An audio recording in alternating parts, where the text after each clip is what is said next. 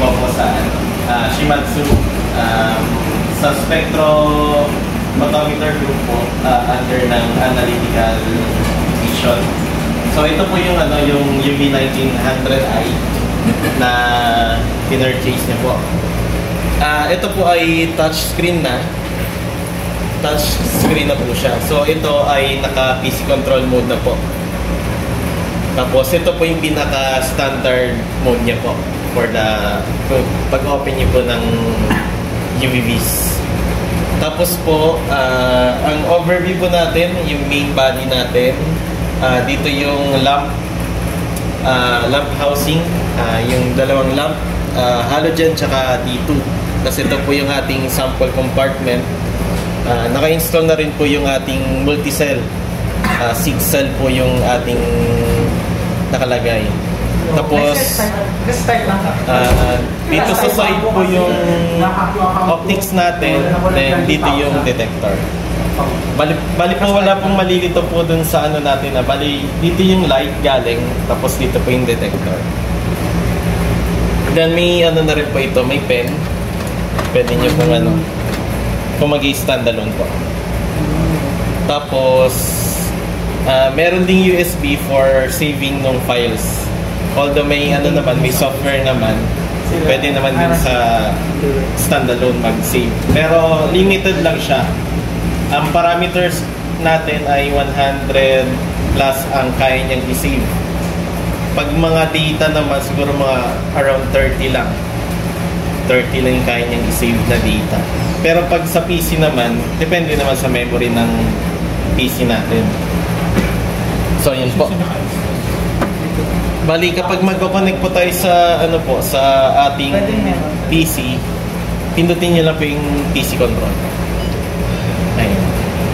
Ito po yung itsura po nung natin. Pag doon kami sa PC naman. Yes. Pero pag dito sa PC naman. Ito, pag dito lang po ay pipindutin niyo lang po yung itong 6 na po. Pupunta siya sa standard mode natin. Okay. Ito.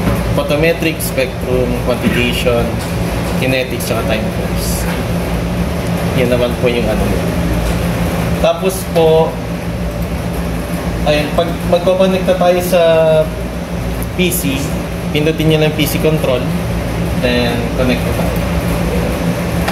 Same lang naman po, kung ano yung nakikita nyo sa standalone, same lang din po nakikita nyo sa PC. So, ayun po. Pag magre-read na, ano po bang gagamitin natin? Ano po ba yung i-read po natin for today? Quantitation naman yun, sir, yung sa natin. Bali, may modes din po dito sa ating Lab Solutions UVVs. Ito po. Ayan. Dito yung standards, dito yung unknown samples. So, ayan. Kung may calibration po tayong gagawin. So, for today po ay kukunin lang yung absorbance. Ayan. So, kapag gagawa tayo ng parameters, kiklik lang po natin yung edit. Yung standard. Ito po. Ayan. Actually, nasa spectrum pala tayo. Sorry. I-disconnect ko na lang po muna. Close ko na lang po. Then, automate. Yan, connect po. Then, pindutin nyo lang edit for the registration ng wavelength. Ano pong wavelength? 200 na lang, sir. Ayun. 200 lang. So, edit po natin. Add lang po natin yung wavelength. So, okay na.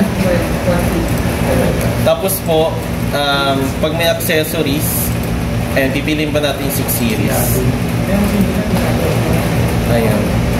Tapos kung may iba pang formula, lalagay nyo lang din po sample. Tapos kung pwede siyang may po ba, may parang repeatability na needed. Kahit isang run lang. Ayun. Kung isang run lang naman, ito lang naman siguro yung i-ano nyo. Check nyo na lang itong repeated measurement. Kung gusto niyo po siyang 3 or 5. Para kukunin lang po yung average niya. So parang 5 beses niya uulitin. Yes po.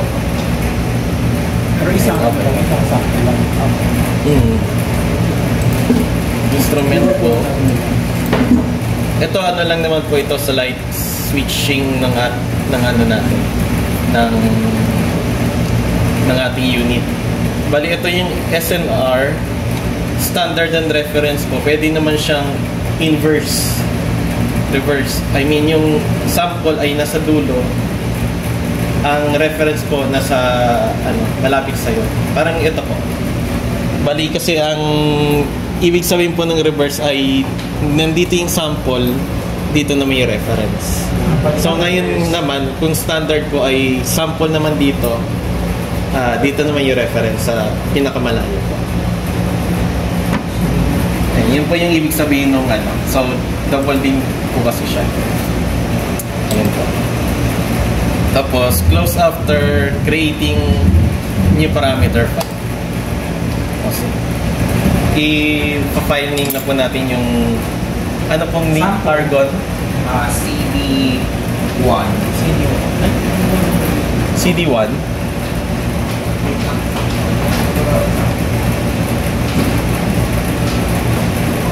Kung muna yung ano. Save na pa natin. Ayan. Nag-create na po siya nung ano natin. So ngayon, naka-negative 4 tayo. Auto 0 lang po muna. Para mag-0 lang. Ay, 0 na po yung ano niya. Absorbance. Ay, pinilitin para sa naman. Baka Ayun kaya po. pala, ngayon kala. Bali mag-actual natin yung mga buttons natin. Ito yung unknown sample pag-read. Tapos ito kung one cell po. Then remeasurement kapag kailangan nyo siyang i-remeasure. Cell blank sir is kung may blank po kayong i-read. Ito yung mga cell position. Halimbawa yung makikita natin dito sir sa multi-cell natin. Kung saan po tayo may ano po siya. Next. Kung i-click po natin yung next, Kasi kanina standard na mag-ano siya. Mag-group siya. Ayan, nasa cell 2 po tayo. Tapos cell 3. Cell 4. Cell 5. Lalagyan niya lahat ng cells. Cell 6. Dalawa lang po. Ayan. Pag mag-home naman, babalik na lang siya sa cell 1. Lahat ng Oo. Ayan. Sige ko pati isa-isa pa dito. Ito yung reference. Sige po. Parang sa Meron sila sir. yung malinaw po sa ano. Side. Lagyan kaya natin ng sample na yung kalahati plastic, kalahati. Oo.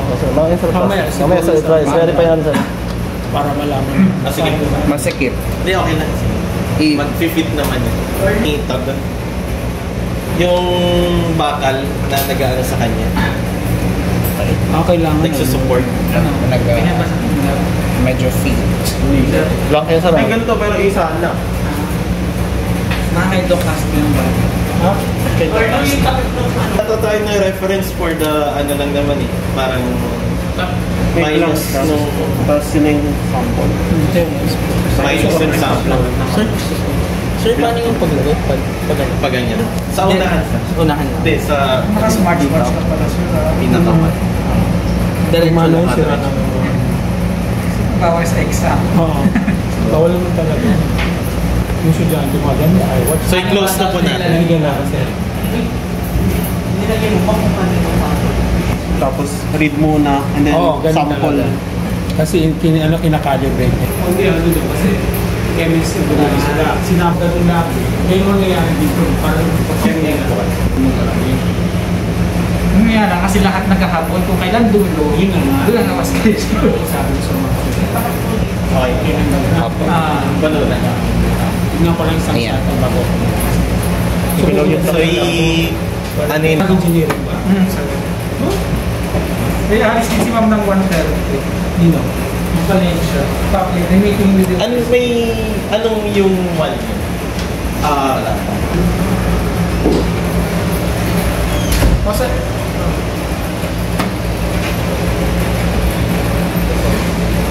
Auto zero ko. mabilis na. Yan yung blank ba yan? Tama ba? Or kailangan tanggalin din yung reference. Ano yung iba kasi nito. May reading din po kasi yung reference kasi. Ayan, yung 1.54.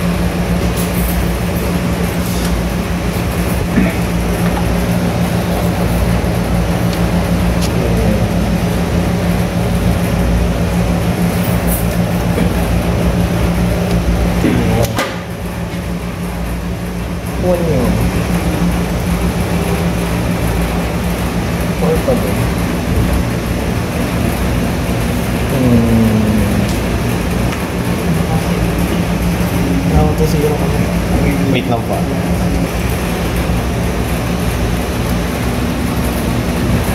Filing next.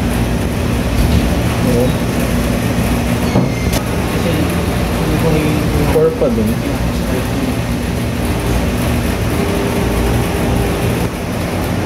Kasi madali daw maano yun. Lumako. Gardens.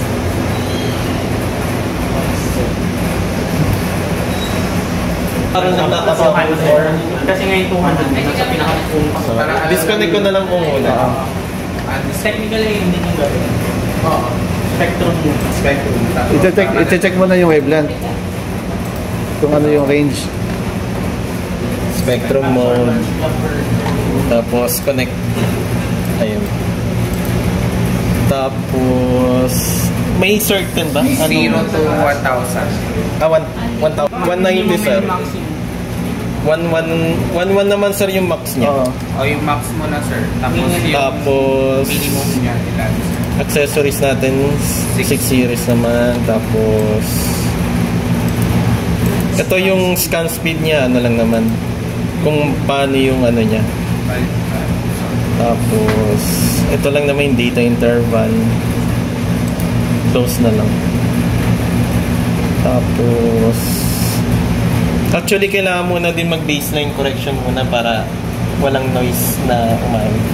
I-ano ko muna. Tanggalin ko po muna yung reference tsaka yung sample. So, ano na po, diluted na sa water. Diluted. Diluted na. Medyo malamig na sa pakiram. Matagal ba siya mag-scan? Oo, sir. Siguro mga... Hindi dyan speed mo kung gusto mong fast. Ang manang sa scanning lang po, yung scanning po natin dito sa actual na yung pag-run po.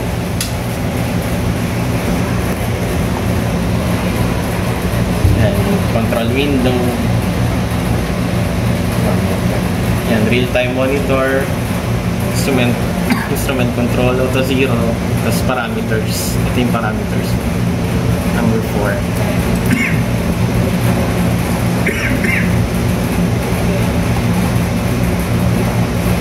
Na mag-X yung isa, hindi magpo-proceed po. Itong initialization natin. So ngayon naka-check naman lahat. So yun po. May troubleshooting naman dyan. Dito sa unit. Hindi kayo sabi mag-X. Lang tayo eh. Baseline correction. Hindi pa siya tapos. Hindi pa sir. Nagawa ka siya, step 1, step 2. Ayun. Ayan. So lalagyan na natin yung ano natin. Nasaan yung one niya? Absorbance. Nagpapasa siya. Ito sir. Yung absorbance. Ito yung 250? Nakabukas pa lang kasi sir, kaya ano. Sige. Yung, ano. Fine. Test demo.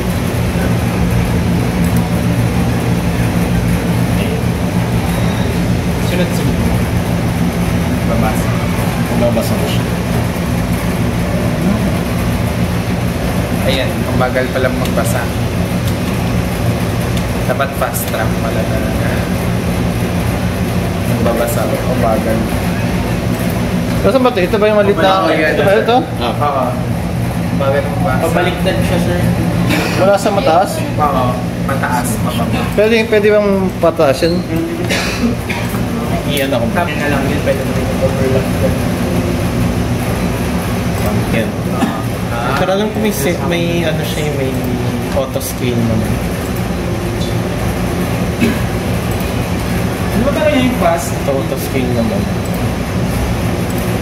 Meron namang faster. Ayan na, paakyat na siya. Makakit na. Isang babala pa na ng absorbance. Pero yung absorbance niya, isa lang yung indicate niya. Depende sa kung ano yung peak na nakuha niya. Yung pinaka-peak yung i-represent niya. Yes, sir. Hindi yung pinaka-mababa. Hindi isa. Ayan, paakyat na siya. Wala na. Isang cell lang yun yung babasa, yes, sir.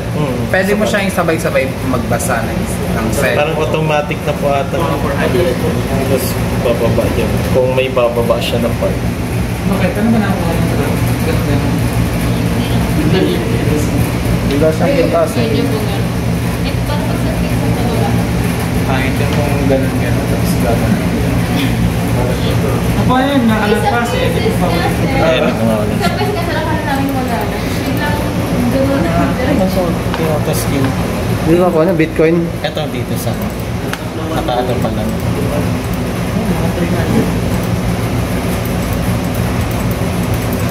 Like that. Pero ito auto scale.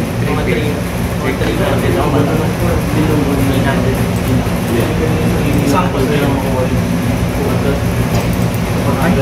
Ang inay. Ano yung ibig sabihin niya? Pababa na siya? Oo. Pero noisy siya sa ano eh.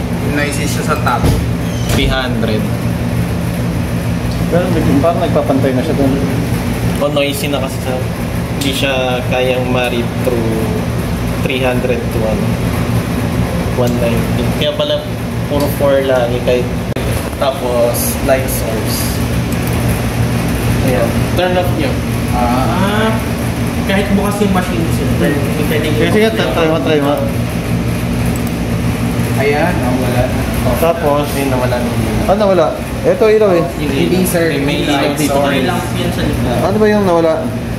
Yung halogen sa Hindi, ano tong ilaw na to? Indicator lang. indicator na sir. Na nakakonect ka. Na nakakonect ka sir. Yung Na, kulay. na-connect sa, naka-switch on yung, I mean, light blue sir connect, PC connection. Di ba yung blue kanina sir is running? Yung green. Yung okay yun, green. sige, ito, naka-turn up na. Isa lang na ito turn up? A lot sir. Ano Para yun? hindi mag-accumulate yung... Ibig sabihin, bars. dalawa yung lamp niya. Yes sir. To turn up parehas. Tapos, wala na. Tapos pag i-monitor nyo naman sir yung lamp, yung hours. Oo. Ito sir. 6 hours na. Ilan na? Sir, Ako, 30. hindi ba dapat ibawas sa kanyan? Kasi training yun eh. Kailangan, pero 2,000 lang yung maximum. Oh sir, yun lang naming standard sir. Pero yung ibang client sir, umabot ng 6 eh. Pero magkano ba yung isang lamp? Ayun lang sir, ito ang dito lang sa deuterium. Ang halogen naman natin sir is mura lang naman.